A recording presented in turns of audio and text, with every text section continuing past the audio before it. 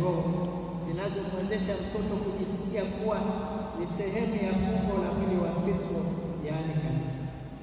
Ili kutekeleza vyema utume wake, familia inasaidiwa majukumu yake na serikali kwa kutoa walimu walioandaliwa ili kurithisha ujuzi na mang'amuzi kwa kizazi kipya ili waweze kuwa ni raia wema zaidi. Wazazi wanapaswa kuwarithisha watoto wao zawadi ya imani kwa njia ya ushuhuda wa maisha yao pamoja na kuwashirikisha maisha ya watu wa Mungu katika parokia yao. Familia, shule na parokia ni mahali ambapo mtoto anapaswa kujifunza mengi, hali inayohitajika ushirikiano wa karibu kati ya pande hizi zote.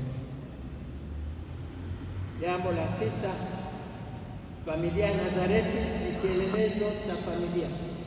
Familia takatifu ya Nazareti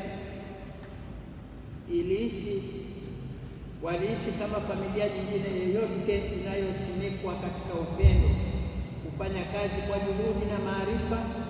Watu wa kiasi waliojitahidi kutekeleza mapokeo ya kidini na kijamii wakishirikiana na jirani zao.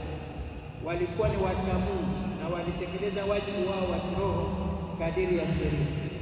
Changamoto kwa familia za kisasa kujichimbia katika tafakari ya neno la Mungu ili kuweza kutekeleza dhamana yake kwa kutoa kipaumbele kwa Mungu aliye asili ya wema wote.